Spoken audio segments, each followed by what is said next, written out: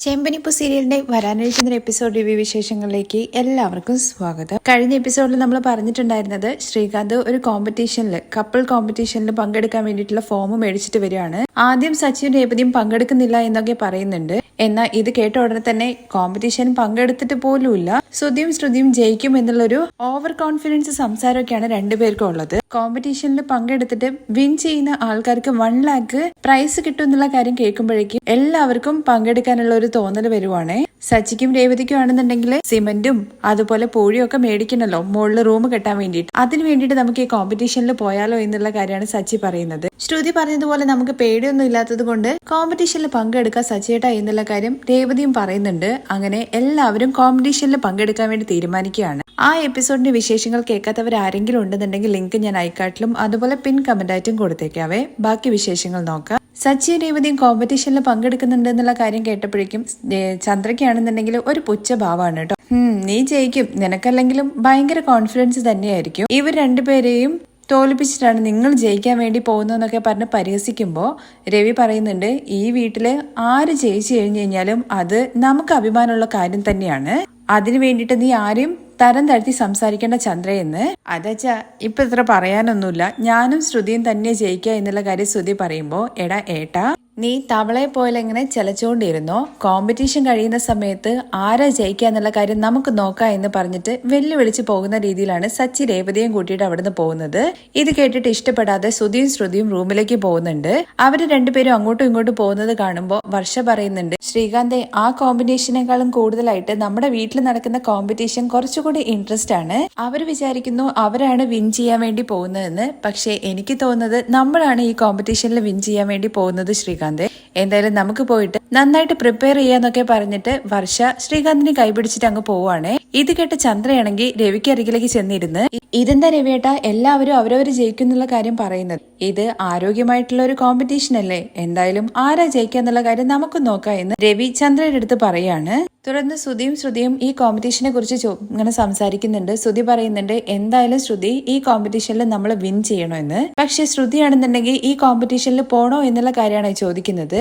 അതെന്താ ശ്രുതി നീ അങ്ങനെ ചോദിച്ചതെന്ന് ശ്രുതി ചോദിക്കുമ്പോൾ, അപ്പോൾ എനിക്ക് പോണെന്ന് തോന്നി, എന്നാ ഇപ്പൊ പോണോ എന്നുള്ളൊരു ചിന്ത വരുന്നു എന്നുള്ള കാര്യം പറയുമ്പോൾ നമ്മള് എല്ലാവരുടെ മുമ്പിൽ വെച്ചിട്ട് പോവാ എന്നുള്ള കാര്യം പറഞ്ഞില്ലേ എന്ന് ശ്രുതി ചോദിക്കുകയാണ്. അതൊക്കെ ശരി തന്നെയാണ് ശ്രുതി, പക്ഷെ നമുക്ക് ഒരുപാട് ജോലി തിരക്കൊക്കെ ഇല്ലേ, നമുക്ക് ഇതിനേക്കാളും വലിയ എന്ത് ജോലി തിരക്കാണ് ശ്രുതി ഉള്ളത്? ഇത് വിൻ ചെയ്യാൻ വേണ്ടി പോകുന്നത് 1 lakh പ്രൈസ് ആണെന്ന് പറയുന്നുണ്ട്. അതിനേക്കാൾ കൂടുതൽ നമ്മൾ ഒരു മാസം മന്ത്ലി പ്രോഫിറ്റ് ഉണ്ടാക്കുന്നില്ലേ കടയിൽ നിന്ന്, പിന്നെ എന്താ പ്രശ്നം എന്നുള്ള കാര്യമാണ് കേട്ടോ ശ്രുതി ചോദിക്കുന്നത്. അപ്പോഴേക്കും ആളൊന്ന് തപ്പി പിടിക്കുന്ന രീതിയിലൊക്കെ സംസാരിക്കുന്നുണ്ട്. ആ ശരിയാണ്, അതൊക്കെ ചെലവായി പോകുന്നുണ്ടല്ലോ. എന്തായാലും ശ്രുതി നമ്മൾ കോമ്പറ്റീഷനിൽ വിൻ ചെയ്യും, വേൾഡില് ബെസ്റ്റ് കപ്പിള് നമ്മളായിരിക്കും എന്നുള്ള കാര്യം ശ്രുതി ഇങ്ങനെ പറയുന്ന സമയത്ത് അത് മറ്റുള്ളവർ പറഞ്ഞിട്ട് വേണോ ശ്രുതി നമ്മൾ മനസ്സിലാക്കാൻ വേണ്ടിയിട്ട്. ഈ കോമ്പറ്റീഷൻ എന്ന് പറയുന്നത് നമുക്കറിയാൻ വേണ്ടിയിട്ടല്ല, നാട്ടിലുള്ള എല്ലാവരെയും അറിയിക്കാൻ വേണ്ടിയിട്ടാണ് നമ്മൾ ഈ കോമ്പറ്റീഷനിൽ പങ്കെടുക്കാൻ വേണ്ടി പോകുന്നത്. ശ്രുതി നമ്മൾ കല്യാണത്തിന് മുമ്പ് ഒരുപാട് കോമ്പറ്റീഷനിൽ പങ്കെടുത്തിട്ടില്ലേ, അതിൽ വിൻ ചെയ്തിട്ടും ഇല്ലേ എന്നുള്ള കാര്യം ശ്രുതി ചോദിക്കുമ്പോൾ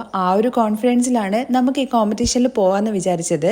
എന്തായാലും അവര് സിമ്പിൾ ക്വസ്റ്റ്യൻസ് ഒക്കെ ചോദിക്കുള്ളൂ, അതിനൊക്കെ നമുക്ക് ഈസി ആയിട്ട് മറുപടി പറയാൻ വേണ്ടി പറ്റും. പിന്നെ നമുക്കല്ലേ ജനറൽ നോളജ് കൂടുതലായിട്ടുള്ളത്, അതൊക്കെ ഓക്കെയാണ് ശ്രുതി. പക്ഷെ നമ്മൾ ടൈമൊക്കെ വേസ്റ്റ് ചെയ്ത് അവിടെ പോയി എന്ന് പറയുമ്പോഴേക്കും എങ്ങനെയാണ് ശ്രുതി ടൈമൊക്കെ വേസ്റ്റ് ആവാൻ വേണ്ടി പോകുന്നത്? നമ്മള് 1 lakh വിൻ ചെയ്യാനല്ലേ പോകുന്നത്. ആ സച്ചിയാണെന്നുണ്ടെങ്കിൽ 50,000 രൂപ മാസം കൊടുക്കാൻ വേണ്ടി പറഞ്ഞിട്ടില്ലേ, ഈ 1 lakh കിട്ടുവാണെന്നുണ്ടെങ്കിൽ നമുക്ക് 2 മാസത്തെ ക്യാഷ് ഒരുമിച്ച് കൊടുക്കാൻ വേണ്ടി പറ്റും. നമുക്ക് വരുന്ന പ്രോഫിറ്റ് നമ്മുടെ കയ്യിൽ വെക്കാൻ വേണ്ടി പറ്റുകയും ചെയ്യും.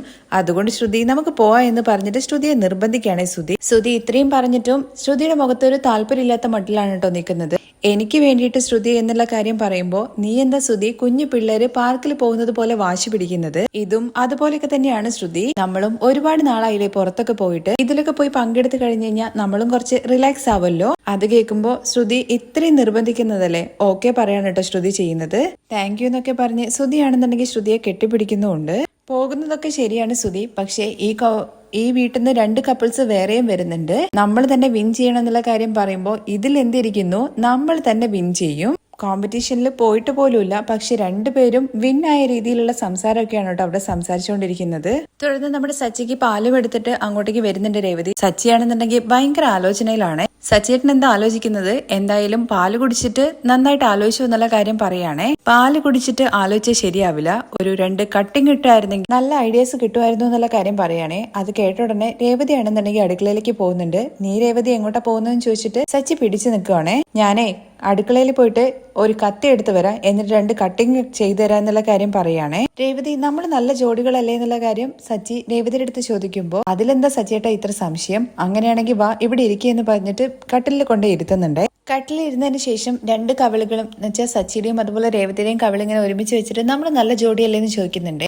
അതേ എന്ന് രേവതി ഇങ്ങനെ പറയുന്നുണ്ട്. എന്തായിരിക്കും കോമ്പറ്റീഷനിൽ ചോദിക്കുന്നുണ്ടാവുക? ഒരുപക്ഷെ എല്ലാ കപ്പിൾസിനെയും ലൈനായിട്ട് നിർത്തിയിട്ട് അതില് ബെസ്റ്റ് കപ്പിൾ ഏതാന്നുള്ള കാര്യം സെലക്ട് ചെയ്യുമായിരിക്കും. അങ്ങനെയാകുമ്പോ നമുക്ക് തന്നെ ബെസ്റ്റ് കപ്പിളിന്റെ അവാർഡ് കിട്ടില്ല എന്നുള്ള കാര്യം ചോദിക്കുകയാണേ. അങ്ങനെയൊന്നും ആയിരിക്കില്ല. അങ്ങനെ രൂപം നോക്കിയിട്ട് മാത്രം പറയില്ല. എന്തായിരിക്കും ഈ കോമ്പറ്റീഷനിൽ നടക്കാൻ വേണ്ടി പോകുന്നതെന്നുള്ള കാര്യങ്ങളെ കുറിച്ച് സച്ചിയും അതുപോലെ രേവതിയും ചിന്തിച്ചുകൊണ്ടിരിക്കുന്നുണ്ട്. ആദ്യം അവർ ചിന്തിക്കുന്നത് ഈ TV കോമ്പറ്റീഷനിലൊക്കെ വരുമല്ലോ, ബെസ്റ്റ് കപ്പിൾസ് തമ്മിൽ ഡാൻസ് കളിക്കുക, അങ്ങനത്തെ എന്തെങ്കിലും ആയിരിക്കും എന്ന് വിചാരിച്ചിട്ട് സച്ചി രേവതിയുടെ അടുത്ത് ഡാൻസ് കളിക്കാൻ വേണ്ടി പറയുന്നുണ്ട്. കൈ പിടിച്ച് രേവതി ഇങ്ങനെ തിരിക്കുന്നൊക്കെ ഉണ്ട്. പക്ഷെ രേവതിയാണെന്നുണ്ടെങ്കിൽ കൈ മാറ്റിയിട്ട് ഇത് ബെസ്റ്റ് ഡാൻസറിനുള്ള പ്രൈസ് അല്ല കിട്ടാൻ വേണ്ടി പോകുന്നത്, ബെസ്റ്റ് കപ്പിളിനുള്ളതാണ്, അതുകൊണ്ട് ഇതൊന്നും ആയിരിക്കില്ല എന്ന് പറയുന്നുണ്ട്. എന്തൊക്കെയാണെന്നുണ്ടെങ്കിലും ആ സുധി ഓവറായിട്ട് സംസാരിച്ചതാണ്. നമുക്ക് തന്നെ ഈ പ്രൈസ് കിട്ടണം എന്ന് സച്ചി പറയുമ്പോൾ അങ്ങനെ മറ്റുള്ളവർക്ക് വേണ്ടിയിട്ട് നമുക്ക് പ്രൈസ് കിട്ടണമെന്ന് ഒരിക്കലും ആഗ്രഹിക്കരുത്. അങ്ങനെ വിചാരിച്ചു കഴിഞ്ഞു കഴിഞ്ഞാൽ നമുക്ക് ഒന്നും നേടാൻ വേണ്ടി പറ്റില്ല. നമ്മൾ എപ്പോഴും നമുക്ക് വേണ്ടിയിട്ട് വിൻ ചെയ്യണമെന്നാണ് ആഗ്രഹിക്കേണ്ടത്. അങ്ങനെ അവർക്ക് എന്താണ് ഈ കോമ്പറ്റീഷനിൽ ഉണ്ടാവുക എന്നുള്ള കാര്യങ്ങളെ കുറിച്ച് അറിയാത്തത് കൊണ്ട് രേവതി ഒരു ഐഡിയ പറയുന്നുണ്ട്. നമുക്ക് ശ്രീകാന്തിന്റെ അടുത്തും അതുപോലെ വർഷയുടെ അടുത്തും പോയിട്ട് ഈ കാര്യങ്ങളെ കുറിച്ച് ചോദിച്ചാലോ എന്ന്. അത് ശരിയാണ്, ശ്രീകാന്ത് ആണല്ലോ ഈ ഐഡിയ പറഞ്ഞു തന്നെന്ന് സച്ചി ചോദിക്കുന്നുണ്ട്. അതുമാത്രമല്ല വർഷയ്ക്കാണെന്നുണ്ടെങ്കിൽ ഈ സീരിയൽസിലും അതുപോലെ ഫിലിമിലൊക്കെ ഡബ് ചെയ്ത് ശീലമുള്ളതല്ലേ, അപ്പോൾ ഇങ്ങനത്തെ കോമ്പറ്റീഷനൊക്കെ കണ്ട് നല്ല തയക്കം ഉണ്ടാകും. അതുകൊണ്ട് അവരെടുത്ത് പോയി ചോദിക്കുക എന്ന് രേവതി പറയുമ്പോൾ അതെ അത് നല്ല ഐഡിയ എന്ന് പറഞ്ഞ് 2 പേരും കൂടി ചേർന്ന് ശ്രീകാന്തിന്റെയും അതുപോലെ വർഷയ്ക്ക് അരികിലേക്കും ചെല്ലുവാണേ. ആദ്യം അവർ റൂമിലേക്കാണ് കേട്ടോ ചെല്ലുന്നത്. പക്ഷെ 2 പേരെ അവിടെ കാണുന്നില്ല. ഫ്രണ്ടത്തെ ഡോർ അടച്ചതുകൊണ്ട് എന്തായാലും പുറത്തുണ്ടാവില്ല. ഒരു പക്ഷെ അവര് ടെറസിലുണ്ടാവും എന്ന് പറഞ്ഞ് 2 പേരും കൂടി അങ്ങ് ചെന്ന് നോക്കുന്ന സമയം വർഷയും അതുപോലെ ശ്രീകാന്തും കൂടി ചേർന്നിട്ട് 2 പേരും അങ്ങോട്ടും ഇങ്ങോട്ടും ബലം പിടിച്ചിട്ട് കൈകൊണ്ട് ഇങ്ങനെ കാണിക്കുന്നതാണ് കേട്ടോ കാണുന്നത്. ഇത് കണ്ടോടെ തന്നെ ഇവർ തമ്മിൽ അടിയാണെന്ന് വിചാരിച്ച് സച്ചി വേഗം ചെന്നിട്ട് ശ്രീകാന്തിനെ അങ്ങ് പിടിച്ചു മാറ്റിയിട്ട് എടാ നീ എന്താണ് ഈ കാണിക്കുന്നത്? നിന്റെ ദേഷ്യം പെണ്ണുങ്ങളുടെ നെഞ്ചത്തോട്ടാണോടാ തീർക്കുന്നത്? നീ ഇത്രക്കാരനാണോടാ? 4 അടി കിട്ടും എന്റെ അടുത്ത് എന്ന് പറഞ്ഞിട്ട് കയ്യൊക്കെ ഓങ്ങുന്നുണ്ട്. ഞാനതിന് വർഷയെ അടിച്ചിട്ടില്ലല്ലോ എന്ന് ശ്രീകാന്ത് ഭയങ്കര ദയനീയമായിട്ട് ചോദിക്കുന്നുണ്ട്. അത് കഴിഞ്ഞ് രേവതിയും പറയുന്നുണ്ട്, അല്ല ശ്രീകാന്ത് നിങ്ങൾ 2 പേരും കുറച്ച് ഉത്തരവാദിത്തമുള്ള ആൾക്കാരാണെന്ന് വിചാരിച്ചത്, എന്നിട്ട് നിങ്ങൾ 2 പേരും തമ്മിൽ ഇങ്ങനെ പരസ്പരം അടി കൂടുകയാണോ എന്നൊക്കെ ചോദിക്കുമ്പോഴേക്കും വർഷ പുറകിലിരുന്ന് ഭയങ്കര ചിരിയാണ്. അയ്യോ ചേച്ചി ഞാന് അവളെ അടിച്ചതൊന്നുമല്ല, നീ എന്താ വർഷ ചിരിച്ചോണ്ടിരിക്കുന്നത്, കാര്യം പറ എന്ന് പറയുന്നുണ്ട്. ഞങ്ങൾ 2 പേരും അടി ഉണ്ടാക്കിയതൊന്നും അല്ല രേവതി ചേച്ചി എന്ന് വർഷ പറയുമ്പോ പിന്നെ ഞങ്ങൾ വരുന്ന സമയത്ത് 2 പേരും കൂടി ചേർന്ന് മല്ല് കെട്ടി നിൽക്കുന്നത് പോലെയാണല്ലോ നിന്നിരുന്നത് എന്നുള്ള കാര്യം രേവതി ചോദിക്കുന്ന സമയത്താണ് വർഷ കാര്യം പറയുന്നത്. ഞങ്ങള് കോമ്പറ്റീഷന് വേണ്ടിയിട്ട് പ്രാക്ടീസ് ചെയ്തതായിരുന്നു എന്ന്. എന്ത് കോമ്പറ്റീഷന് വേണ്ടിയിട്ടോ? കോമ്പറ്റീഷനിൽ ഇതൊക്കെയാണോ ചോദിക്കുക എന്നുള്ള കാര്യം സച്ചി ചോദിക്കുമ്പോൾ ആർക്കറിയാം എന്തൊക്കെയാ ചോദിക്കുക എന്നുള്ള കാര്യം. ഇൻ കേസ് 2 പേരിൽ ആർക്കാണ് ശക്തി കൂടുതലുള്ളത് എന്നുള്ള കാര്യം അറിയാൻ വേണ്ടിയിട്ട് ഇങ്ങനത്തെ വല്ല കാര്യങ്ങളും ചെയ്യിപ്പിച്ചാലോ എന്ന് വിചാരിച്ച് ഞങ്ങൾ ട്രൈ ചെയ്തതാണ്. അപ്പൊ ഇങ്ങനത്തെ കാര്യങ്ങളൊക്കെയാണോ ഉണ്ടാവുക? അങ്ങനെയാണെന്നുണ്ടെങ്കിൽ എന്തായാലും ഞാൻ ജയിക്കും. അടി ഉണ്ടാക്കാൻ വേണ്ടിയിട്ട് എനിക്ക് പ്രത്യേകിച്ച് ആരെങ്കിലും എന്തെങ്കിലും പറഞ്ഞു തരേണ്ട കാര്യമുണ്ടോ? ഇങ്ങനെ അടി ഉണ്ടാക്കുക എന്ന് പറയുന്നത് എനിക്ക് ജസ്റ്റ് കരിമ്പ് കഴിക്കുന്ന ആ ഒരു ലാഘവേ ഉണ്ടാവുള്ളൂ. ഇത് നോക്ക്, ജസ്റ്റ് രേവതി അങ്ങ് തട്ടിയിട്ടിട്ട് ഇത്രയേ ഉള്ളൂ അവള്. ഇതില് ഇവളെക്കാളും ശക്തി എനിക്കാണെന്നുള്ള കാര്യം തെളിയിക്കാൻ വലിയ ബുദ്ധിമുട്ടൊന്നും ഇല്ല എന്നൊക്കെ പറഞ്ഞ് സച്ചി നിൽക്കുമ്പോഴേക്കും വർഷ പറയുന്നുണ്ട്, സച്ചേട്ടാ അങ്ങനെയൊന്നും കരുതണ്ട, എന്നെ ആസിഡ് ഒഴിക്കാൻ വേണ്ടിയിട്ട് അന്നൊരുത്തം വന്നില്ലേ, അവനെ ഓടിക്കാൻ വേണ്ടിയിട്ട് രേവതി ചേച്ചി ചെങ്കല്ലെടുത്ത് അടിച്ചതാണ്. അത് കേട്ട ഉടനെ സച്ചിയുടെ മുഖഭാവം അങ്ങ് മാറുന്നുണ്ട്. വീണ്ടും അതുപോലെ ഒന്ന് നടന്നാൽ മാത്രമേ സച്ചിയേട്ടന് ഓർമ്മയുണ്ടാവുള്ളൂ എന്നുള്ള കാര്യം തോന്നുന്നെന്ന് രേവതി പറയുമ്പോഴേക്കും സച്ചി ഇങ്ങനെ ഒരു ചിരിക്കുന്നുണ്ട്. എന്ന് വിചാരിച്ച രേവതി നീ ചെങ്കല്ലൊന്നും എടുത്ത് അടിക്കല്ലേ, ഞാനാണെന്നുണ്ടെങ്കിൽ കുറെ ചെങ്കല്ല് മേടിച്ചിട്ട് മേലെ കൊണ്ട് വെച്ചിട്ടുണ്ട്. രേവതി നീ സ്ട്രോങ് ആണ്, ഡബിൾ സ്ട്രോങ് എന്ന് പറയുന്നുണ്ട്. തുടർന്ന് വേഗം ടോപ്പിക്ക് മാറ്റിക്കളയാണ് കേട്ടോ സച്ചി. അല്ല ശ്രീകാന്ത്, ആ കോമ്പറ്റീഷനിൽ വേറെ എന്തൊക്കെയായിരിക്കും ചോദിക്കുന്നുണ്ടാവുക? അതില് അവര് വീണ്ടും കുറെ ചോദ്യങ്ങളൊക്കെ ചോദിക്കും സച്ചേട്ടാ എന്ന് പറയുമ്പോൾ അതാണ് ഒരു പ്രശ്നം. എനിക്ക് അങ്ങനെ ചോദ്യം ചോദിച്ചു കഴിഞ്ഞു കഴിഞ്ഞാൽ ഉത്തരം പറയാൻ അറിയില്ല. ആ ചോദ്യം ചോദിക്കല് എടുത്ത് കളയാൻ വേണ്ടി പറ്റുമോ എന്നുള്ള കാര്യം ചോദിക്കാൻ വേണ്ടി പറ്റുമോ എന്ന് സച്ചി ചോദിക്കുമ്പോൾ അതെങ്ങനെയാ സച്ചിയേട്ടാ ശരിയാവുന്നത്? കോമ്പറ്റീഷൻ ആവുന്ന സമയത്ത് ചോദ്യങ്ങൾ ചോദിക്കണ്ടേ? എന്നാൽ മാത്രമല്ലേ അവർക്ക് ഒരു വിന്നറെ തെരഞ്ഞെടുക്കാൻ വേണ്ടി പറ്റുള്ളൂ. ഇപ്പൊ എന്റെ അടുത്ത് വന്നിട്ട് മന്ത്രി ആരാണ്, അല്ലെങ്കിൽ TV കണ്ടുപിടിച്ചത് ആരാണ്, അത് ആരാണ്, ഇതാണെന്നൊക്കെ ചോദിച്ചു കഴിഞ്ഞാൽ എനിക്ക് എങ്ങനെ ഉത്തരം പറയാൻ വേണ്ടി പറ്റുമെന്ന് സച്ചി ചോദിക്കുമ്പോഴേക്കും നമ്മളെന്താ PSC എക്സാം ആണ് സച്ചിയേട്ട എഴുതാൻ വേണ്ടി പോകുന്നത്, അതുപോലത്തെ ക്വസ്റ്റ്യൻ ഒക്കെ ചോദിക്കാൻ വേണ്ടി, പിന്നെ എങ്ങനത്തെ രീതിയിലായിരിക്കും ചോദ്യം ചോദിക്കാൻ വേണ്ടി പോകുന്നതെന്ന് രേവതി വർഷയുടെ അടുത്ത് ചോദിക്കുമ്പോൾ യൂഷ്വലി ഇങ്ങനത്തെ കോമ്പറ്റീഷനിലൊക്കെ പേഴ്സണൽ ക്വസ്റ്റ്യൻസ് ആയിരിക്കും ചോദിക്കുന്നുണ്ടാവുക എന്ന് വർഷ പറയുന്നത് കേൾക്കുമ്പോൾ പേഴ്സണൽ എന്ന് പറയുമ്പോൾ തനിയെ കൂട്ടിക്കൊണ്ടുപോയിട്ട് ക്വസ്റ്റ്യൻ ചോദിക്കലാണോ എന്ന് സച്ചി ചോദിക്കുന്നുണ്ടേ. അതല്ല സച്ചിയേട്ടാ, ഇപ്പോ രേവതി ചേച്ചിയെ കുറിച്ചിട്ട് സച്ചിയേട്ടന് എന്തോരം കാര്യങ്ങൾ അറിയാം എന്നുള്ള രീതിയിലുള്ള ക്വസ്റ്റ്യൻസ് ആയിരിക്കും ചോദിക്കുക. എനിക്ക് രേവതിയെ കുറിച്ചിട്ട് നന്നായിട്ട് അറിയാലെന്ന് സച്ചി പറയുന്നത് കേൾക്കുമ്പോൾ ശരി, അങ്ങനെയാണെന്നുണ്ടെങ്കിൽ രേവതി ചേച്ചിക്ക് ഇഷ്ടപ്പെട്ട പാട്ട് ഏതാന്നുള്ള കാര്യം ചോദിക്കുന്നുണ്ട്. അവള് പൊതുവെ ഭക്തിഗാനങ്ങളാണ് കൂടുതലായിട്ട് കേൾക്കുക എന്ന് സച്ചി പറയുമ്പോൾ അതെ ശരിയാണെന്ന മട്ടില് രേവതിയും പറയുന്നുണ്ട്. അതിൽ ഏത് പാട്ടായി എന്നുള്ള കാര്യം സ്പെസിഫിക് ആയിട്ട് പറയണമെന്ന് പറയുന്നുണ്ട്. അത് എനിക്ക് അറിയില്ല എന്ന് സച്ചി പറയാണ്. അത് കഴിഞ്ഞ് അടുത്ത ചോദ്യം ചോദിക്കുന്നത് രേവതി പഠിച്ച സ്കൂൾ ഏതാണ്, രേവതി ജനിച്ച ഹോസ്പിറ്റൽ ഏതാണെന്നൊക്കെയാണ്. പക്ഷെ ഇതൊന്നും സച്ചിക്ക് അറിയില്ല. തുടർന്ന് രേവതിയുടെ അടുത്ത് ചോദിക്കുന്നുണ്ട് സച്ചിയേട്ടന് ഇഷ്ടപ്പെട്ട ഫുഡ് ഏതാണ് എന്ന്. സച്ചിയേട്ടൻ ഒരുവിധം എല്ലാ ഭക്ഷണവും നന്നായിട്ട് രസിച്ച് കഴിക്കുന്ന ഒരാളാണെന്ന് പറയുമ്പോൾ അങ്ങനെ പറഞ്ഞാൽ പറ്റില്ല, ഒരു സ്ഥലം പറയണം. അടുത്തതായിട്ട് സച്ചിയേട്ടന് പോയ ഇഷ്ടമുള്ള സ്ഥലം ഏതാന്ന് ചോദിക്കുമ്പോൾ സച്ചിയേട്ടൻ ഇപ്പോഴും നാട് മുഴുവൻ ചുറ്റുന്ന ആളാണല്ലോ, അതുകൊണ്ട് എല്ലാ സ്ഥലവും ഇഷ്ടമാന്ന് പറയുന്നുണ്ട്. പക്ഷെ സച്ചിയാണെന്നുണ്ടെങ്കിൽ എനിക്ക് ഏറ്റവും ഇഷ്ടപ്പെട്ട നാട് എന്ന് പറയുന്നത് എന്റെ അച്ഛമ്മയുടെ നാടാണ്. ഓ അത് ശരിയാണല്ലേ, ഞാൻ അതിനെക്കുറിച്ച് ചിന്തിച്ചില്ല എന്ന് രേവതി പറയുന്നുണ്ട്. ഇങ്ങനത്തെ ചോദ്യങ്ങളൊക്കെ ചോദിച്ചു കഴിഞ്ഞാൽ എങ്ങനെ മറുപടി പറയാന്ന് രേവതി വർഷയുടെ അടുത്ത് ചോദിക്കുമ്പോൾ ഇതേ ചോദ്യങ്ങൾ തന്നെ ചോദിക്കണമെന്നില്ല, പക്ഷെ ഒരാള് മറ്റൊരാളെ എത്രത്തോളം മനസ്സിലാക്കി വെച്ചിട്ടുണ്ട്, പിന്നെ നമ്മുടെ ഫാമിലി പ്ലാനിങ്ങിനെ കുറിച്ചിട്ടുള്ള കാര്യങ്ങള്, ഹസ്ബൻഡ് ആൻഡ് വൈഫിന്റെ റിലേറ്റഡ് ആയിട്ടുള്ള കാര്യങ്ങള്, ഹസ്ബൻഡ് ആൻഡ് വൈഫ് എങ്ങനെ ഇരിക്കണം, അവര് എങ്ങനെ അണ്ടർസ്റ്റാൻഡിംഗിൽ നടക്കണം, ഇങ്ങനത്തെ ക്വസ്റ്റ്യൻസ് ഒക്കെ ആയിരിക്കും പൊതുവെ ചോദിക്കുക. ഇങ്ങനെയൊക്കെയാണോ ചോദിക്കുക എന്ന് ഇതെല്ലാം കേട്ട് സച്ചി ചോദിക്കുമ്പോൾ അതെ ഇങ്ങനത്തെയൊക്കെ ചോദിക്കാൻ വേണ്ടിയിട്ടുള്ള സാധ്യത ഉണ്ടെന്ന് ശ്രീകാന്ത് പറയണേ. എന്നോടാണെന്നുണ്ടെങ്കിൽ സിറ്റിയിലുള്ളിൽ എത്ര സ്പീഡിൽ വേണം കാർ ഓടിക്കാൻ വേണ്ടി പറഞ്ഞു കഴിഞ്ഞാലും ഞാൻ കാർ ഓടിക്കും. അതുപോലെ തന്നെ രേവതിയുടെ അടുത്താണെന്നുണ്ടെങ്കിൽ പൂ കെട്ടാൻ വേണ്ടി പറഞ്ഞു കഴിഞ്ഞാൽ അവള് നന്നായിട്ട് പൂ കെട്ടും, പിന്നെ കണ്ണടച്ചിട്ട് വരെ അവള് പൂ കെട്ടിക്കോളും. സച്ചിയേട്ടാ നമ്മളതിന് റേസിംഗ് കോമ്പറ്റീഷനിലൊന്നും അല്ലല്ലോ പോകുന്നത്, ഇതുപോലത്തെ കോമ്പറ്റീഷൻ ആകുമ്പോൾ ഇങ്ങനത്തെ രീതിയിലുള്ള ക്വസ്റ്റ്യൻസ് ഒക്കെയാണ് ചോദിക്കുക. ഇത് നമുക്ക് ശരിയാവുന്നുള്ള കാര്യം തോന്നുന്നില്ല രേവതി, നമ്മൾ എന്തായാലും ഇതില് ഫെയിൽ ആവുമെന്ന് പറയുമ്പോൾ അങ്ങനെയൊന്നും സച്ചിയേട്ട ഒരിക്കലും പറയരുത്, നമുക്കൊരു വിശ്വാസം വേണം നമ്മൾ ജയിക്കും എന്നുള്ളത്. തുടർന്ന് വർഷ രണ്ടുപേരെടുത്തുമായിട്ട് പറയുന്നത് ഒരു രാത്രി മൊത്തം സമയമുണ്ടല്ലോ, അതുകൊണ്ട് രണ്ടുപേരും കൂടി അങ്ങോട്ടും ഇങ്ങോട്ടും സംസാരിച്ച് പരസ്പരം മനസ്സിലാക്കി പ്രിപ്പയർ ചെയ്യാൻ വേണ്ടി പറയുന്നുണ്ടേ.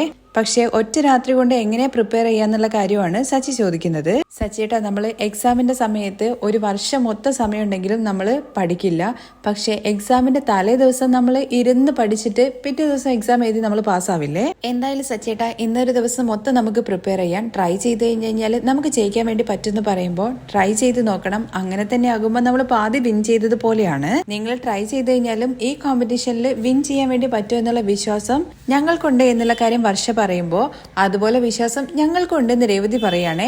ഇത് കേട്ട ഉടനെ സച്ചി വയ്ക്കുന്നുണ്ട് ഉണ്ടോ എന്ന്. ഉണ്ട് സച്ചിയേട്ടാ.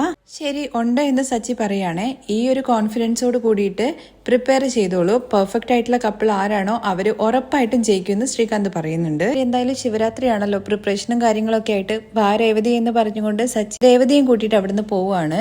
ഇപ്പോഴേ സച്ചിയേട്ടന് ഭയമാണല്ലോ എന്നുള്ള കാര്യം ശ്രീകാന്തിന്റെ അടുത്ത് വർഷ ചോദിക്കുമ്പോൾ പക്ഷെ ചേച്ചി നല്ല സ്ട്രോങ് ആണല്ലോ എന്ന് വർഷയുടെ അടുത്ത് ശ്രീകാന്ത് പറയുന്നുണ്ട്. ശരി എന്തായാലും നമുക്ക് പ്രാക്ടീസ് നിർത്തണ്ട, ആരാണ് സ്ട്രോങ് എന്നുള്ള കാര്യം നോക്കാം എന്ന് പറഞ്ഞിട്ട് രണ്ടുപേരും കൂടി വീണ്ടും ഫൈറ്റ് ചെയ്യാണ്. അത് കഴിഞ്ഞതിന് ശേഷം പിന്നെ കോമ്പറ്റീഷന്റെ അവിടെയാണ് കേട്ടോ കാണിക്കുന്നത്. പിറ്റേ ദിവസം കോമ്പറ്റീഷന്റെ പ്രോഗ്രാമുകൾ സ്റ്റാർട്ട് ചെയ്യാൻ വേണ്ടി പോവാണ്. ആദ്യം തന്നെ ആങ്കർ പറയുന്നുണ്ട് ഈ വർഷത്തെ ബെസ്റ്റ് കപ്പിൾ ആരാണെന്നുള്ള കാര്യം അറിയാൻ വേണ്ടിയിട്ടുള്ള കോമ്പറ്റീഷനാണ് ഇവിടെ നടക്കാൻ വേണ്ടി പോകുന്നത്.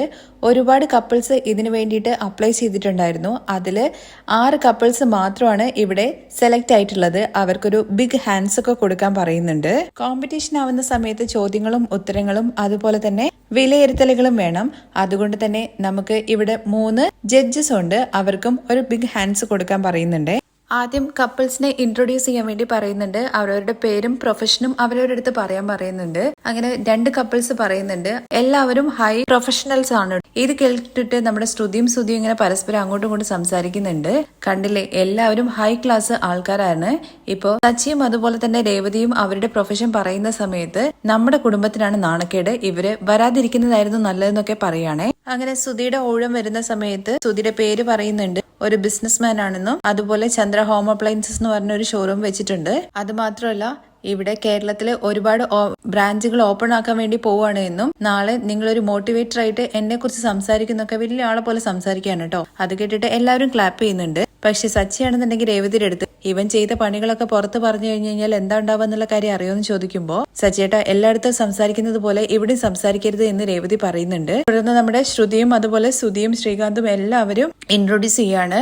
തുടർന്ന് സച്ചിയുടെയും രേവതിയുടെയും ഊഴം വരുവാണേ. എന്നിട്ട് ഞാനൊരു കാർ ഡ്രൈവറാണ്, എന്റെ പേര് സച്ചിയാണെന്നുള്ള കാര്യം. അപ്പോൾ എല്ലാവരും ഇങ്ങനെ പരസ്പരം മുഖത്തോട് മുഖം നോക്കുവാണേ. അത് കഴിഞ്ഞ് രേവതിയാണെന്നുണ്ടെങ്കിൽ എന്റെ പേര് രേവതി എന്നാണ്, ഞാൻ പൂക്കച്ചവടാണ് ചെയ്യുന്നത്. ഒരു വണ്ടിയിൽ ഒരു ബോക്സിനകത്ത് പൂ വെച്ചിട്ട് എല്ലായിടത്തും കൊണ്ടു കൊടുക്കുക എന്നുള്ള കാര്യം പറയുമ്പോഴും എല്ലാവരും പരസ്പരം ഭയങ്കര അമ്പരന്ന് ഇങ്ങനെ നോക്കുന്നുണ്ട്.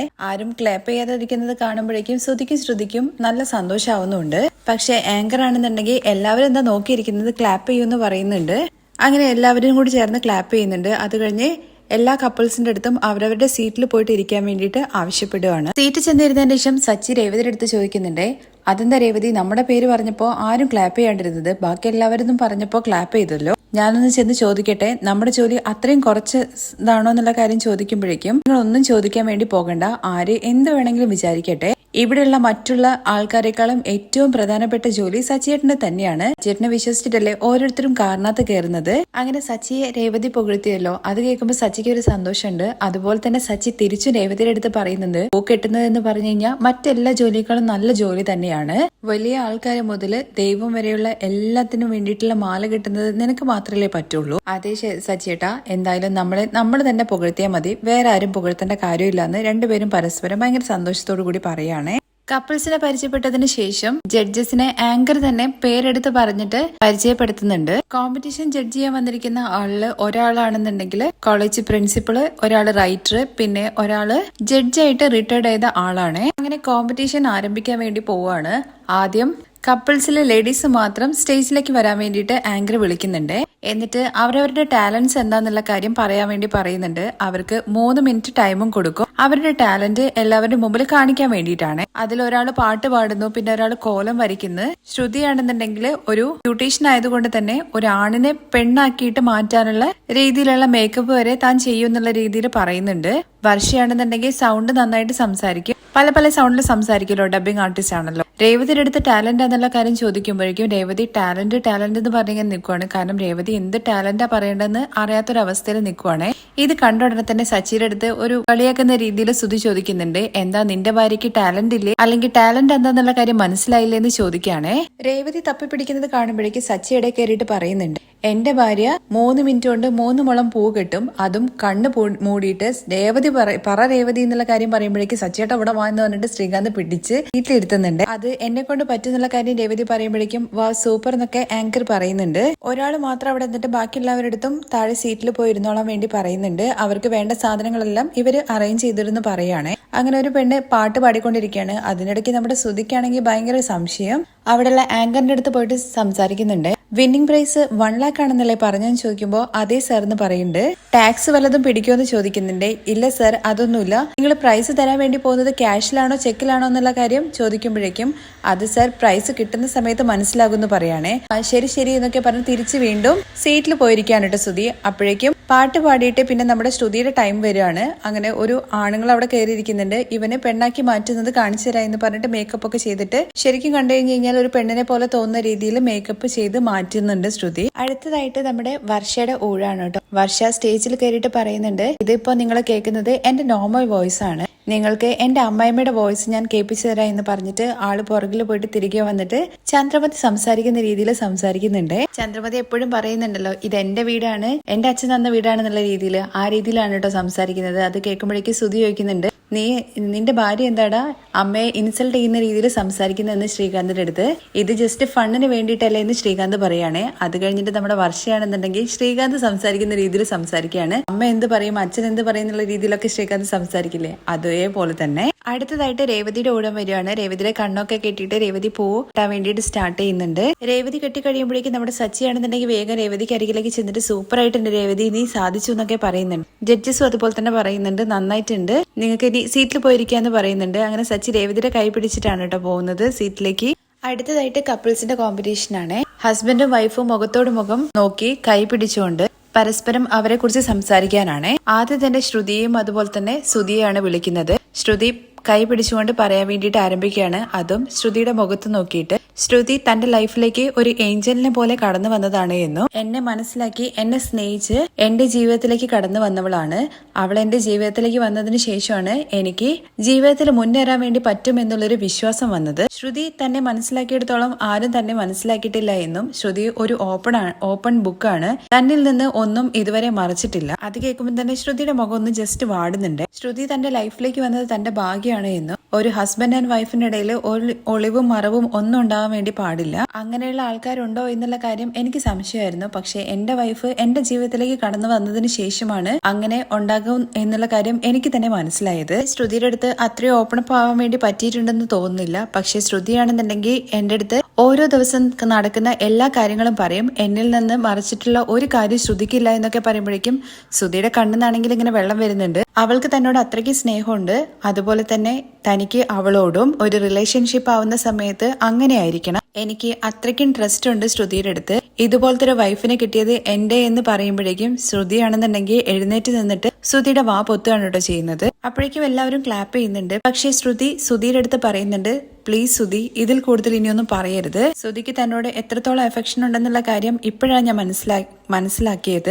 ഈ ഒരു മൊമെന്റ് ഞാൻ ഒരിക്കലും മറക്കില്ല എന്നും സുധിയെ പോലെ ഒരു ഹസ്ബൻഡിനെ എനിക്ക് കിട്ടിയത് തന്റെ ഭാഗ്യമാണെന്നൊക്കെ കണ്ണെന്നൊക്കെ വെള്ളം ഒലിപ്പിച്ചുകൊണ്ടാണ് കേട്ടോ ശ്രുതി പറയുന്നത്. അവരുടെ അവസരം കഴിഞ്ഞതിന് ശേഷം പിന്നെ ശ്രീകാന്തും അതുപോലെ വർഷയാണ് കേട്ടോ പോകുന്നത്. ശ്രീകാന്ത് വർഷയെ കുറിച്ച് ഇങ്ങനെ ഓരോ കാര്യങ്ങൾ പറയുന്നുണ്ട്. തന്റെ സോൾമേറ്റ് ആണ്, തന്റെ ഫ്രണ്ടാണ്, തനിക്ക് വേണ്ടിയിട്ട് വീട്ടുകാരെ പോലും വെറുപ്പിച്ചിട്ടാണ്. തനിക്ക് വൈഫ് മാത്രമല്ല ഒരു ഫ്രണ്ടാണ്, തന്റെ സോൾമേറ്റും കൂടിയാണ്. വീട്ടുകാരെ പോലും എതിർത്തിട്ടാണ് അവള് തന്റെ കൂടെ ഇറങ്ങി വന്നത്. എനിക്ക് പോലും അത്രയും ധൈര്യം ഉണ്ടായിരുന്നില്ല. പക്ഷെ അവള് ഒരു തീരുമാനമെടുത്ത് ഞങ്ങൾ രണ്ടുപേരും തമ്മിൽ കല്യാണം കഴിച്ചു. അവള് ആരുടെ മുമ്പിലും തല താഴ്ത്തി കൊടുക്കില്ല. ആരുടെ ഭാഗത്താണോ ന്യായമുള്ളത് അവരുടെ പക്ഷത്ത് മാത്രമേ അവള് നിൽക്കുള്ളൂ. എനിക്ക് അവളുടെ ഏറ്റവും ഇഷ്ടപ്പെട്ട ക്വാളിറ്റി അതാണ്. ഞങ്ങൾ ഇതുവരെ സന്തോഷമായിട്ട് ഇരിക്കുന്നു എന്നുള്ള കാര്യം ശ്രീകാന്ത് പറയുമ്പോൾ എപ്പോഴും നമ്മൾ സന്തോഷമായിട്ട് ഇരിക്കും ശ്രീകാന്ത് എന്ന് വർഷ പറയുന്നുണ്ട്. അതെ, എപ്പോഴും എന്റെ അച്ഛന് 3 ആൺപിള്ളേരാണുള്ളത്, അതുപോലെ തന്നെ ഞങ്ങൾക്ക് 3 കുഞ്ഞുങ്ങൾ ഉണ്ടാവണം എന്നാണ് ഞങ്ങളുടെ ആഗ്രഹം എന്ന് ശ്രീകാന്ത് പറയുന്നുണ്ട്. അപ്പോഴേക്കും വർഷയുടെ മുഖഭാവം അങ്ങ് മാറുവാണേ.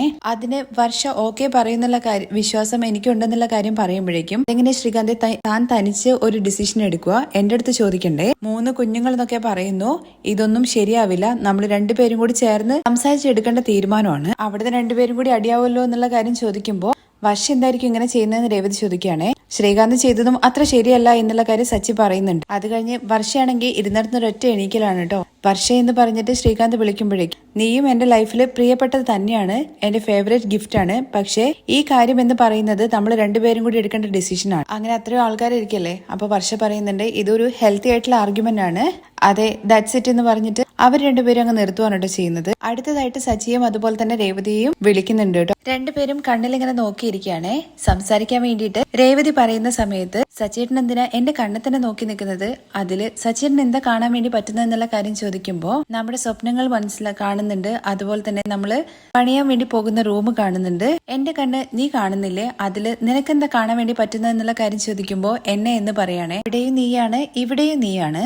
ഈ സച്ചിയുടെ മനസ്സിലും എവിടെയും രേവതി മാത്രമേ ഉള്ളൂ. അവർക്കിടയിലാണ് കേട്ടോ സംസാരിക്കുന്നത്. ഇത് കേട്ട ഉടനെ തന്നെ ആങ്കർ പറയുന്നുണ്ട്, നിങ്ങൾക്കുള്ളിൽ തന്നെ സംസാരിച്ച എങ്ങനെയാ ഞങ്ങളടുത്തും കൂടി കാര്യങ്ങൾ പറയുമെന്ന് പറയുമ്പോൾ അത് രേവതി എന്ന് പറഞ്ഞുകൊണ്ട് സച്ചി തുടങ്ങുന്നുണ്ട്. പക്ഷെ ഞാൻ പറയാൻ സച്ചേട്ടാ എന്ന് പറഞ്ഞിട്ട് രേവതി അങ്ങ് തുടങ്ങുകയാണ്. ആദ്യം സച്ചിയെ രേവതി കാണുമ്പോൾ ആരുമായിട്ട് അടി ഉണ്ടാക്കിക്കൊണ്ടിരിക്കുകയാണ്. ചില സന്ദർഭങ്ങൾ കാരണം രേവതിക്ക് സച്ചിയെ കല്യാണം കഴിക്കേണ്ടി വന്നു. ജീവിതം തുടങ്ങിയ സമയത്ത് സച്ചിയുമായിട്ട് ജീവിതം മുന്നോട്ട് കൊണ്ടുപോകാൻ പറ്റുമോ എന്നുള്ളൊരു തോന്നല് രേവതിക്ക് ഉണ്ടായിരുന്നു. എന്നാൽ ദൈവം എനിക്ക് ശരിയായിട്ടുള്ള ഒരാളെ തന്നെയാണ് കൈപിടിച്ച് തന്നെന്നുള്ള കാര്യം മനസ്സിലായി. സച്ചിയേട്ടനെ കുറിച്ച് ഈ ഒരു വർഷം കൊണ്ട് ഞാൻ എല്ലാം മനസ്സിലാക്കി. സച്ചിയേട്ടൻ ഒരിക്കലും റൗഡിയല്ല.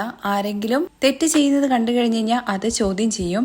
എന്നാൽ ആർക്കെങ്കിലും ഒരു സഹായം എന്നുള്ള കാര്യം വന്നു കഴിഞ്ഞു കഴിഞ്ഞാൽ മുൻനിരയെ തന്നെ ഉണ്ടാകും. സച്ചിയേട്ടന്റെ മനസ്സ് മനസ്സിലാക്കിയതിനു ശേഷമാണ് സച്ചിയേട്ടൻ ആരാന്നുള്ള കാര്യം എനിക്ക് മനസ്സിലായത്. കല്യാണ ദിവസം സച്ചിയേട്ടനെ കൈ പിടിച്ചപ്പോ ഇവരുടെ കൂടെ ഞാൻ എങ്ങനെയാ ജീവിക്കുക, എനിക്ക് എന്ത് സുരക്ഷിതത്വമാണ് ഉള്ളതെന്നുള്ള കാര്യം ഞാൻ ചിന്തിച്ചിട്ടുണ്ടായിരുന്നു. എന്നാൽ ഇപ്പൊ എനിക്ക് മനസ്സിലായി ഇവരുടെ കൂടെ ഇരിക്കുന്നത് മാത്രമാണ് എനിക്ക് സുരക്ഷിതമായിട്ടുള്ള ഒരു കാര്യം. കഴിഞ്ഞ വർഷം എന്റെ അച്ഛൻ മരിച്ചുപോയി.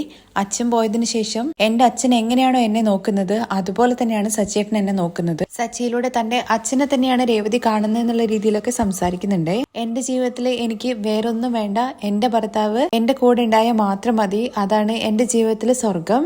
രേവതി ഇത്രയും പറഞ്ഞിട്ട് സച്ചി ഇങ്ങനെ ഷോക്കായ പോലെ ഇങ്ങനെ ഇരിക്കുവാണ്. അതിനിടയ്ക്ക് പെട്ടെന്ന് സ്ക്രീനിനകത്ത് വാലന്റൈൻസ് ഡേക്കൊക്കെ നമ്മുടെ ഹാർട്ട് ചിഹ്നത്തിന്റെ ഇങ്ങനെ ഒരു ഇത് വരില്ലേ, അതുപോലെ ഇങ്ങനെ വരുവാണ്.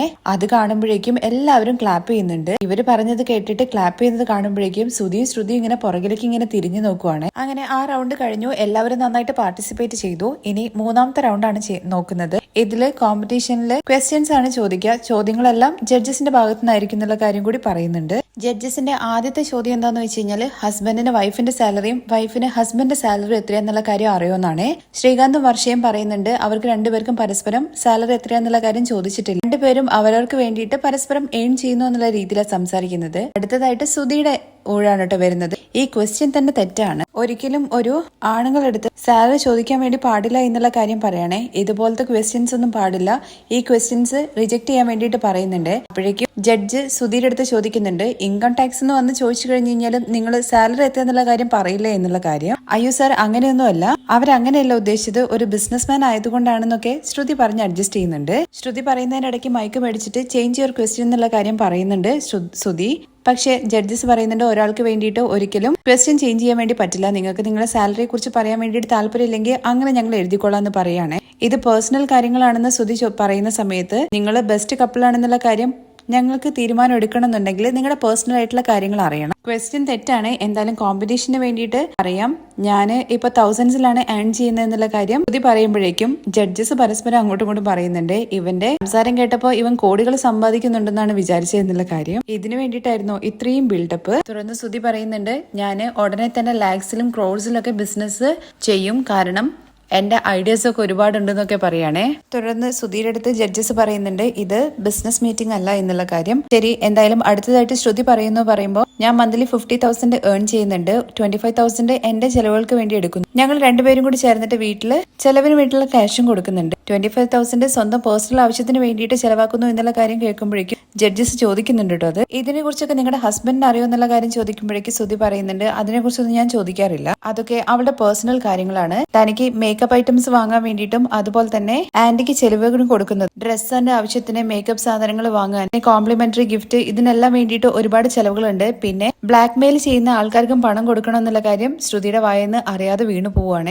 അങ്ങനെ ജഡ്ജസ് ഇത് കേട്ട ഉടനെ തന്നെ വാട്ട് ബ്ലാക്ക് മെയിൽ ചെയ്യുന്ന ആൾക്കാർക്കൊന്ന് ചോദിക്കുന്നുണ്ട്. അങ്ങനെ ശ്രുതിയാണെങ്കിൽ വേഗം സബ്ജക്ട് മാറ്റാണ് ചെയ്യുന്നത്. ഈ സിഗ്നലിലൊക്കെ കണ്ടിട്ടില്ലേ കുഞ്ഞുങ്ങളെ വെച്ചിട്ട് അമ്മമാര് ബ്ലാക്ക് മെയിൽ ചെയ്യുന്ന രീതിയിൽ, എന്ന് വെച്ചാൽ ഇമോഷണൽ ബ്ലാക്ക് മെയിൽ ആണല്ലോ, അവർക്കും നമ്മൾ പണം കൊടുക്കണമല്ലോ, അതിനെ കുറിച്ചാണ് പറഞ്ഞതെന്ന് പറയുകയാണെ. അടുത്തതായിട്ട് സച്ചിയുടെ അടുത്ത് രേവതിയുടെ അടുത്ത് ചോദിക്കുന്നുണ്ട്, രേവതിയുടെ ഹസ്ബൻഡ് എത്ര രൂപ സമ്പാദിക്കുന്നുണ്ടെന്നുള്ള കാര്യം അറിയാമെന്ന് ചോദിക്കുമ്പോഴേക്കും സർ ഞാൻ പറയാ എന്ന് പറഞ്ഞു. ഞാൻ മാത്രമല്ല എന്റെ ഭാര്യ രേവതിയും സമ്പാദിക്കുന്നുണ്ട്. ഒരു ദിവസം അവള് 50 മുളം പൂ കിട്ടും, ഏകദേശം 1,500 രൂപേന്റെ അടുത്ത് വരും. ബാക്കി ചെലവുകളെല്ലാം കഴിഞ്ഞ് 500 രൂപ ഉണ്ടാകും. ഞായറാഴ്ച ഞാൻ അവളുടെ അടുത്ത് ലീവ് എടുക്കാൻ വേണ്ടി പറഞ്ഞിട്ടുണ്ട്. അത് പോരാത്തതിന് വേറെയും പൂ വാങ്ങുന്നതും പിന്നെ പൂജ അങ്ങനത്തെ സംഭവങ്ങളൊക്കെ ഉണ്ടാവുമല്ലോ, അതിന് കിട്ടുന്നതും എല്ലാം നല്ല കൃത്യമായിട്ട് വെടിപ്പോട് കൂടിയിട്ട് സച്ചി പറയുന്നുണ്ട് കേട്ടോ. അങ്ങനെ എല്ലാം കൂടി ചേർന്നിട്ട് മൊത്തമായിട്ട് ഒരു 21,000 രൂപയൊക്കെ വരുന്നു പറയുന്നുണ്ട്. ഇത് കേട്ടിട്ട് ജഡ്ജസ് തന്നെ ഭയങ്കരമായിട്ട് ഇംപ്രസ്ഡ് ആവാണ് കേട്ടോ ചെയ്യുന്നത്. ഇത്രയും പൈസയില് ചെലവിന്റെ കാര്യങ്ങളെ കുറിച്ചും കൂടി പറയുന്നുണ്ട്. 1000 രൂപ അമ്മയ്ക്ക് കൊടുക്കും, അമ്മയ്ക്ക് കൊടുക്കണല്ലോ സർ. പിന്നെ ഇവളുടെ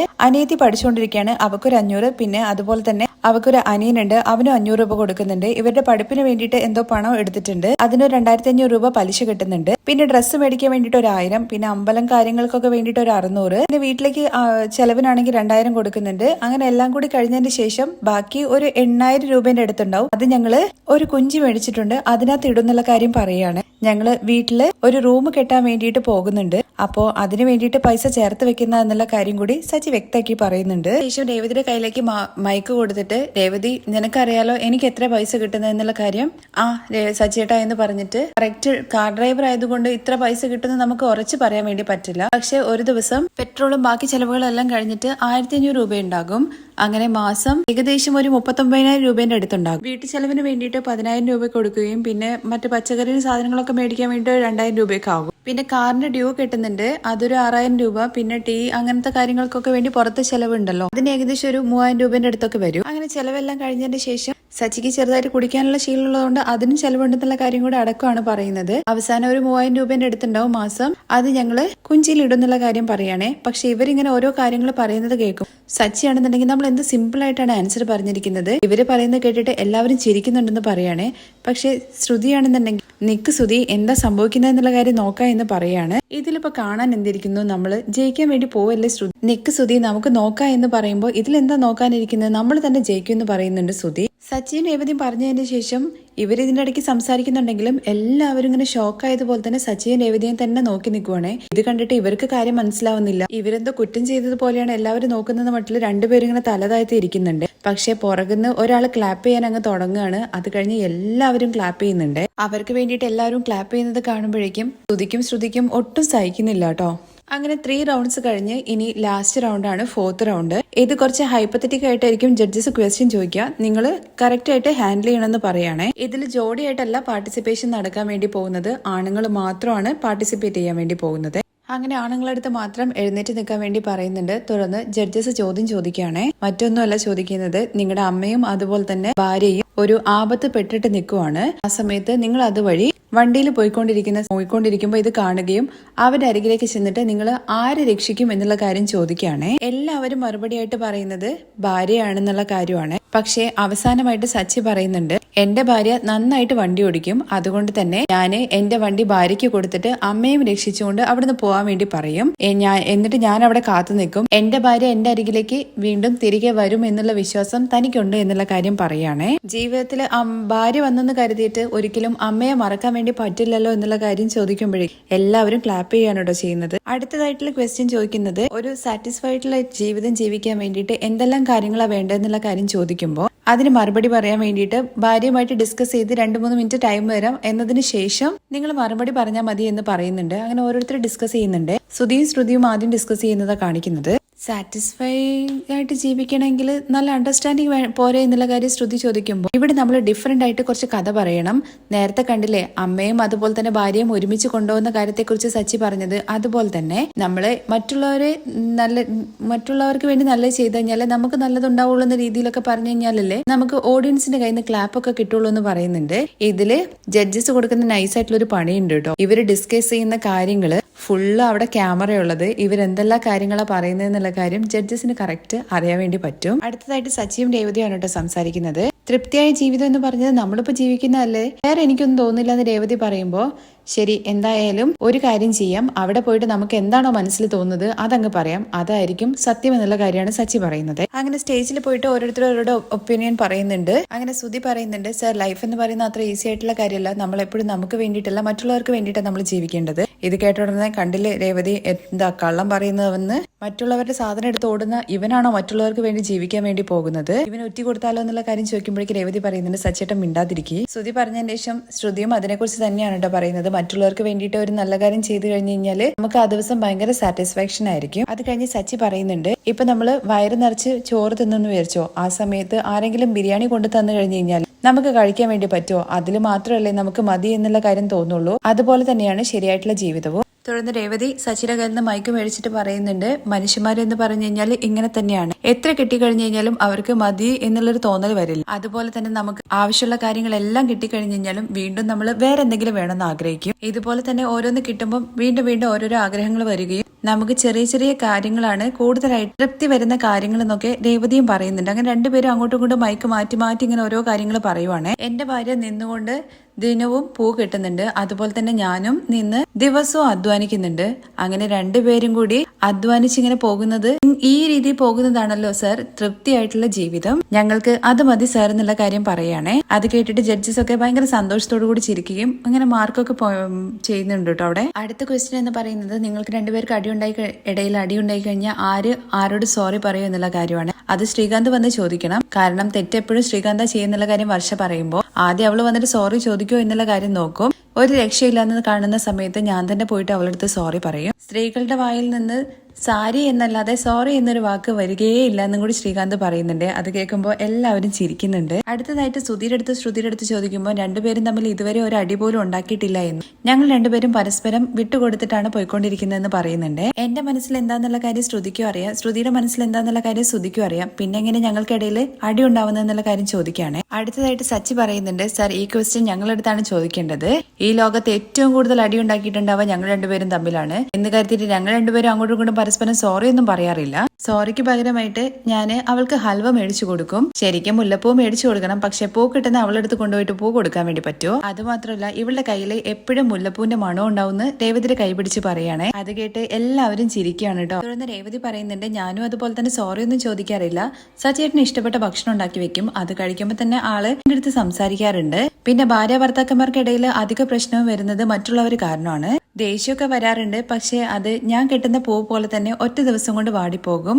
ഇത് കേട്ട് സച്ചി പറയുന്നുണ്ട്, രേവതിന് കറക്റ്റ് ആയിട്ടാണ് പറഞ്ഞത്. അങ്ങനെ കോമ്പറ്റീഷൻസ് ഒക്കെ കഴിഞ്ഞു കേട്ടോ. അടുത്തതായിട്ട് ജഡ്ജസ് മാർക്കെല്ലാം കാൽക്കുലേറ്റ് ചെയ്തിട്ട് ആരാണ് വിന്നർ എന്നുള്ള കാര്യം പറയേണ്ട കാര്യം മാത്രമേ ഉള്ളൂ. അതിനു മുമ്പായിട്ട് എല്ലാവരും പങ്കെടുത്തവർക്ക് ഒരു ക്ലാപ്പ് കൊടുക്കാനൊക്കെ പറയുന്നുണ്ട്. ജഡ്ജസിന്റെ കാൽക്കുലേഷൻസ് ഒക്കെ കഴിഞ്ഞ് റിസൾട്ട് പറയാൻ വേണ്ടി പോവാണ്. ആരാണ് വിൻ ചെയ്തെന്നുള്ള കാര്യം പറയുന്നതിന് മുമ്പായിട്ട് ഈ കോമ്പറ്റീഷനിൽ ഓരോരുത്തരുടെയും പാർട്ടിസിപ്പേഷനെ കുറിച്ച് പറയാന്ന് പറയാണ്. ആദ്യം തന്നെ ശ്രുതി എന്ന് പറഞ്ഞ് വിളിക്കുമ്പോഴേക്കും, അറിയാം സർ ഞങ്ങളല്ലേ വിൻ ചെയ്തെന്നുള്ള കാര്യം ശ്രുതി ചോദിക്കുമ്പോൾ, നിൽക്കൂ സർ ആദ്യം പറയുന്നു ഒന്ന് കേൾക്കൂ. നിങ്ങൾ രണ്ടുപേരും നന്നായിട്ട് തന്നെ പാർട്ടിസിപ്പേറ്റ് ചെയ്തു, പക്ഷെ നിങ്ങൾ പറഞ്ഞ കാര്യങ്ങളൊക്കെ കുറച്ച് പോളിഷ്ഡ് ആയിട്ട് പോലെ തോന്നി. ഈ പ്രൈസ് മേടിക്കാൻ വേണ്ടിയിട്ട് ചില കാര്യങ്ങൾ പറഞ്ഞതുപോലെയാണ് തോന്നിയത്. സർ ഞങ്ങളെല്ലാം കറക്റ്റ് ആയിട്ടാ പറഞ്ഞത്, നിങ്ങളുടെ ക്വസ്റ്റ്യനാ ശരിയല്ലാത്ത എന്നുള്ള കാര്യം ശ്രുതി പറയുമ്പോൾ, ഓ നിങ്ങൾ അങ്ങനെയാണല്ലേ പറഞ്ഞത്, ഞങ്ങൾ ചില കാര്യങ്ങൾ മറച്ചു വെച്ച് കുറച്ച് മാനേഴ്സ് ആയിട്ടുള്ള രീതിയിൽ കാര്യങ്ങൾ മുന്നോട്ട് കൊണ്ടുപോകാന്നാ വിചാരിച്ചത്, അതുകൊണ്ട് ഞങ്ങൾ ചില കാര്യങ്ങൾ മറച്ചു വെക്കുകയാണ്. എന്നാൽ നീ ഞങ്ങളുടെ ജഡ്ജ്മെന്റ് ശരിയല്ല എന്നല്ലേ പറയുന്നത്? അത് ന്യായമല്ലാത്ത കാര്യമായതുകൊണ്ട് തന്നെ ഞങ്ങൾ ശരിയാണെന്നുള്ള കാര്യം ഞങ്ങൾ പ്രൂവ് ചെയ്യണ്ടേ? നിങ്ങൾ ആദ്യം എല്ലാവരും ചെന്ന് ഇരിക്കൂ എന്ന് പറഞ്ഞിട്ട്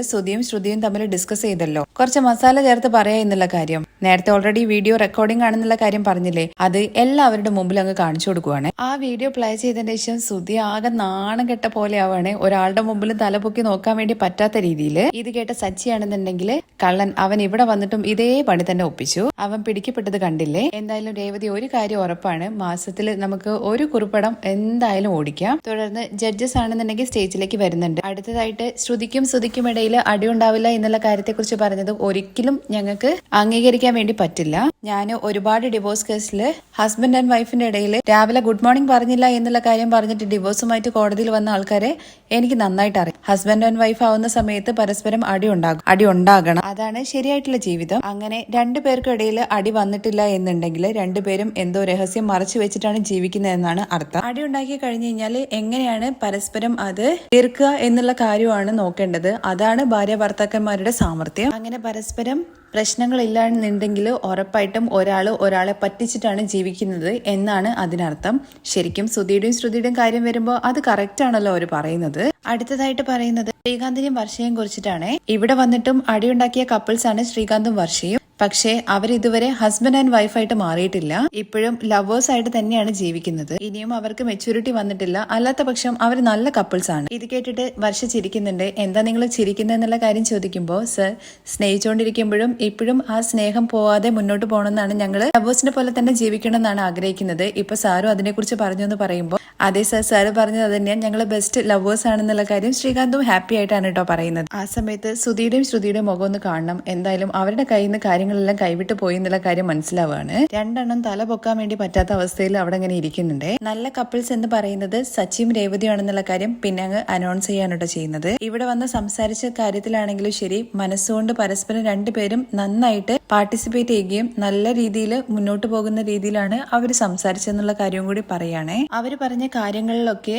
അവർക്ക് ഒരു ഒളിവോ മറവോ ഒന്നുമില്ല. തനിക്ക് കഴിവില്ല എന്നുള്ള കാര്യത്തെക്കുറിച്ച് രേവതി ചിന്തിക്കുന്ന സമയത്ത് സച്ചി അവളെ സപ്പോർട്ട് ചെയ്തിട്ട് അവളുടെ കഴിവിനെ പറഞ്ഞ് അവളെ കൊണ്ട് അത് ചെയ്യിപ്പിച്ചിട്ട് അവളെ മുൻനിരയിലേക്ക് കൊണ്ടുവന്നു. എല്ലാ ഭാര്യമാരും ആഗ്രഹിക്കുന്നത് തന്റെ കഴിവിനെ അംഗീകരിക്കുന്ന ഒരു ഭർത്താവിനെ കിട്ടണം എന്നുള്ളതാണ്. അത് രേവതിക്ക് കിട്ടിയിട്ടുണ്ട്. തുടർന്ന് രേവതിയെ കുറിച്ചിട്ട് മറ്റൊരു ജഡ്ജസ് പറയുന്നുണ്ട്. രേവതി സച്ചിയെ കുറിച്ച് പറയുന്ന സമയത്ത് റൗഡി ആയിട്ടാണ് സച്ചിയെ ആദ്യം കണ്ടത് എന്നും പിന്നെ സച്ചിക്കാണെങ്കിൽ കുടിക്കുന്ന ഒരു ശീലം ഉണ്ടെന്നുള്ള കാര്യമൊക്കെ പറഞ്ഞു. പൊതുവെ ആരും ഇങ്ങനത്തെ ഒരു വേദിയിൽ അത് പറയില്ല. എന്നാൽ രേവതി കാര്യങ്ങളെല്ലാം സത്യസന്ധമായിട്ടാണ് പറഞ്ഞത്. അതിന് കാരണം എന്താന്ന് വെച്ച് കഴിഞ്ഞാൽ സച്ചിയുടെ കുറവുകളെ അവള് അംഗീകരിച്ച് ജീവിക്കുന്നത് കൊണ്ടാണ്. ഭാര്യ ഭർത്താക്കന്മാർക്കിടയിൽ സ്നേഹവും നന്മയും ഒക്കെ ഉള്ളതിന്റെ കൂടെ മറ്റുള്ളവരുടെ കാര്യങ്ങൾ അംഗീകരിക്കാനുള്ള ഒരു മനസ്സും കൂടി വേണം. ഇവരുടെ സംസാരത്തിൽ തന്നെ അറിയാം. അതുകൊണ്ട് തന്നെ ഇവര് ജീവിതാവസാനം വരെ ഇതുപോലെ തന്നെ മുന്നോട്ട് പോവാൻ വേണ്ടിയിട്ട് ഞങ്ങള് ആഗ്രഹിക്കുന്നു എന്ന് പറയാണ്. ഇങ്ങനെ ജീവിച്ചു കഴിഞ്ഞാൽ തന്നെ നിങ്ങളുടെ ജീവിതം തൃപ്തികരമായിരിക്കും. അവരും കാത്തിരിക്കുന്ന ആ ഒരു റിസൾട്ട് പറയുകയാണ്. ഈ കോമ്പറ്റീഷനില് ബെസ്റ്റ് കപ്പിൾ എന്ന് പറയുന്നത് സച്ചിയും രേവതിയുമാണ്. അങ്ങനെ എല്ലാവരും കൂടി ക്ലാപ്പ് ചെയ്യണം കേട്ടോ. റിസൾട്ട് അനൗൺസ് ചെയ്യുന്ന സമയത്ത് ഡിസ്ട്രിബ്യൂഷൻ ആണ്. ട്രോഫിയും അതുപോലെ തന്നെ 1 lakh rupees സച്ചിക്കും രേവതിക്കും കൈമാറാണ് കേട്ടോ ചെയ്യുന്നത്. ഇതെല്ലാം കണ്ടിട്ട് ദേഷ്യത്തോടു കൂടി ഇങ്ങനെ ഇരിക്കുകയാണ് നമ്മുടെ സുധി. നാണക്കേട് കൊണ്ട് തല പൊക്കാനും പറ്റാത്ത ഒരു അവസ്ഥയിലാണ് കേട്ടോ നിൽക്കുന്നത്.